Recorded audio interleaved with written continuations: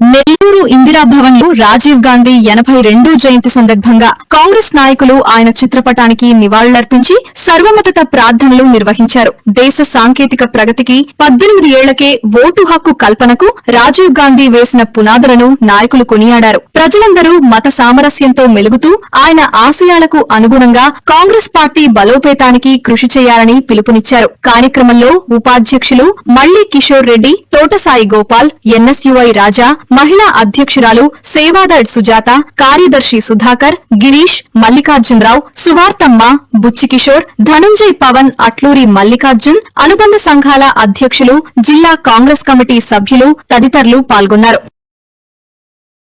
రాజీవ్ గాంధీ గారి జన్మదిన సందర్భంగా కాంగ్రెస్ పార్టీ కార్యకర్తలు, అభిమానులు, ఇది పార్టీకి సంబంధం లేదు, కాంగ్రెస్ పార్టీ వాళ్ళ అభిమానులు కానివ్వండి, రాజీవ్ గాంధీ గారి అభిమానులు అందరూ కూడా చిన్న శ్రద్ధాంజలి ఘటించడానికి అందరూ ఇక్కడ అసెంబ్లీ అవడం జరిగింది.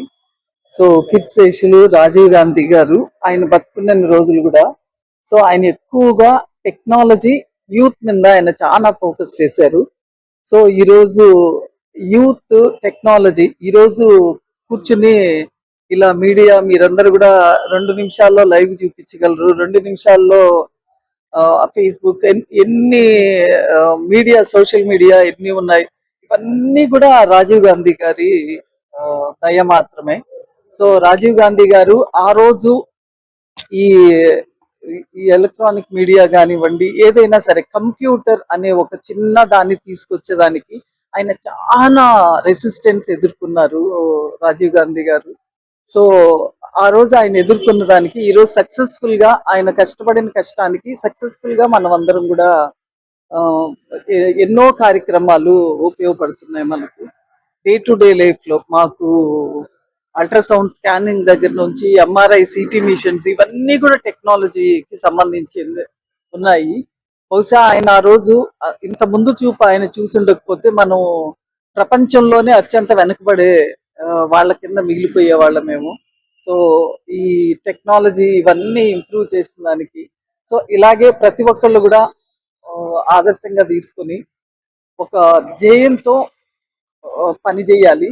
సో ప్రతి ఒక్క కాంగ్రెస్ కార్యకర్త కానివ్వండి, ప్రతి ఒక్క, అది ఏ పార్టీ అన్నా కానివ్వచ్చు, ఒక ధ్యేయము, ఒక మంచి లక్ష్యము, మనం అలా కష్టపడి పని చేయడం మొదలు పెడితే ఫేమ్ దానంతట అదే వస్తుంది, డబ్బులు దానంత వద్దంటే వస్తుంది, ఫేమ్ వస్తుంది, వద్దంటే డబ్బులు వస్తుంది. ఓన్లీ థింగ్ మనం చేయాల్సింది డెడికేషన్.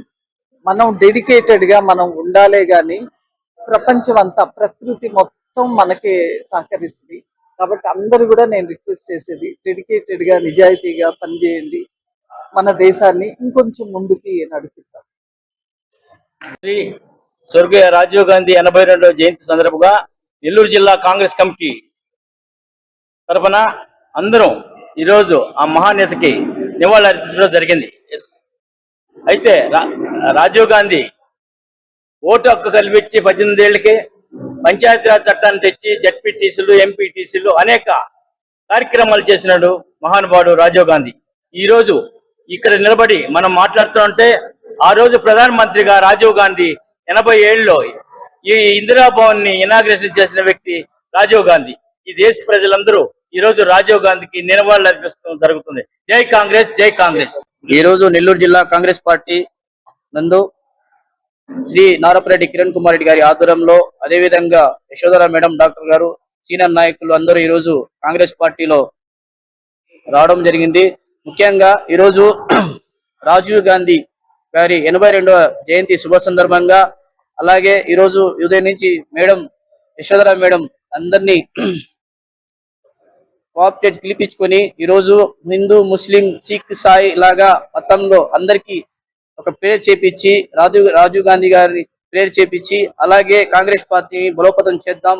కాంగ్రెస్ పార్టీ మన మహానాయకుడు మన రాజీవ్ గాంధీ గారు చేసిన అభివృద్ధి పనులు, ఎన్నో కార్యక్రమాలు, అదేవిధంగా ఆయన చేసే అనేక అభివృద్ధి పనులు రాహుల్ గాంధీ చేస్తారు. రాహుల్ గాంధీ రాబోయే రోజుల్లో చేస్తారు. అదేవిధంగా 2029లో కాంగ్రెస్ పార్టీని ముందుకు తీసుకెళ్తామని బాధ్యత తీసుకొని ఖచ్చితంగా ఈసారి నెల్లూరు జిల్లాలో కూడా కమిటీలు వేయడం జరిగింది. ముఖ్యంగా అదే విధంగా నెల్లూరు నగరం కూడా తొందరలో కాంగ్రెస్ కమిటీ రిలీజ్ చేయడం జరుగుతుంది. ప్రతి ఒక్కరూ కాంగ్రెస్ పార్టీని బలోపేతంగా సిద్ధం కావడానికి కోరుకుంటున్నాం.